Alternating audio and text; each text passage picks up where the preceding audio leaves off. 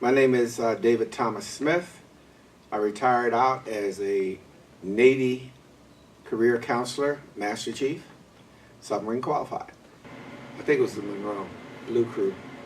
I went on board Blue Crew Monroe. That wasn't really too much excitement on there. I just did my job and things worked pretty well there.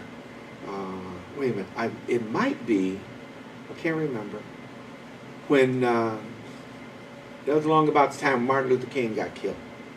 We were in port. I was standing topside watch, and there was two of us, and one of the guys was a Southerner, redneck, stoned redneck, and when he heard the news come over to one MC that Martin Luther King had gotten shot, he said, "Great, he got what he deserved."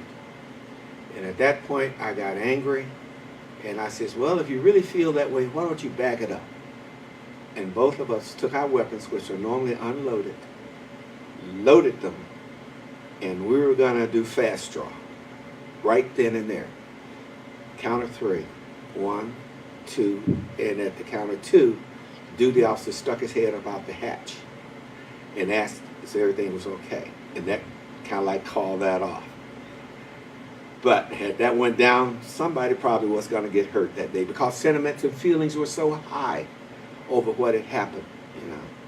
But and the funny thing about that is that the guy that I had that altercation with, later on he and I met again aboard a different submarine, became good friends for the rest of the Navy. So, you know, things move mysterious ways. Well, it was pretty much my duties were the same. It's that I took care of the missile system. Where we went, we can't even talk about it. It's classified. Once we submerged, that was it. You know, we get out to the 3-mile limit or 12-mile limit, and we go down, and that's it. So I can't talk about that. But what I do know is that our main job was to stay hidden.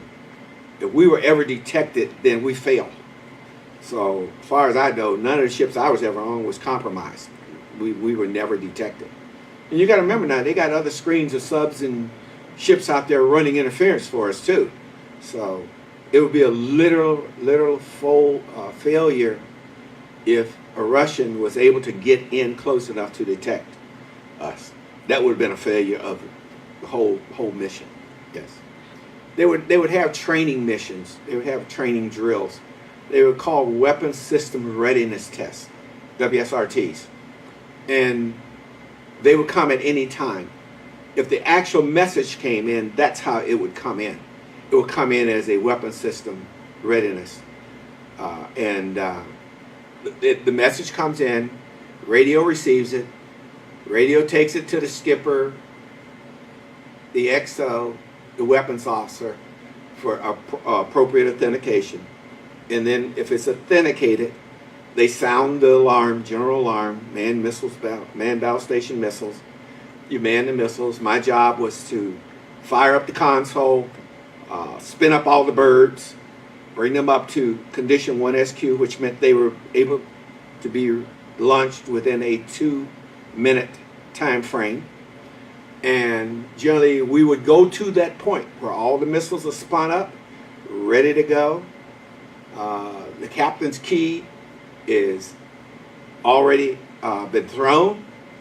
The weapons officer who is sitting beside me has his finger key trigger, and I have my interlock switch that I throw.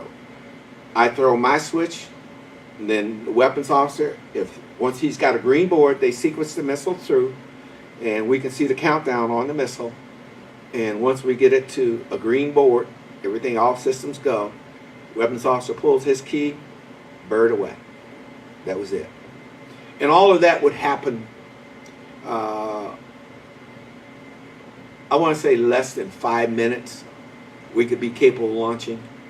But the only problem with that is once you launch that first bird, you just told the world that there's a submarine down there shooting missiles. And so from the time you launch, you got about 5 minutes before you've got incoming on you. So, you know, that's the way it was. Well, the boat rocks. Well, what they do was they expel the missile with a blast of air. It's literally generated by a rocket, creates steam, a bubble of steam, and it tube, the bird's in an airtight seal, and it pushes it out the tube, and the missile actually rises in an airboat. So that's how it doesn't get wet. And then once it breaks the surface, then it ignites and it takes off. But yeah, you would feel the boat shudder. I only shot one Polaris missile in my whole time. And when you launched it, you could feel the boat drop down, and then it came back up because we had these automatic balancing tanks that, automatically compensate for the loss of that bird. So there was no loss of control. You never lost control of the ship during the launching.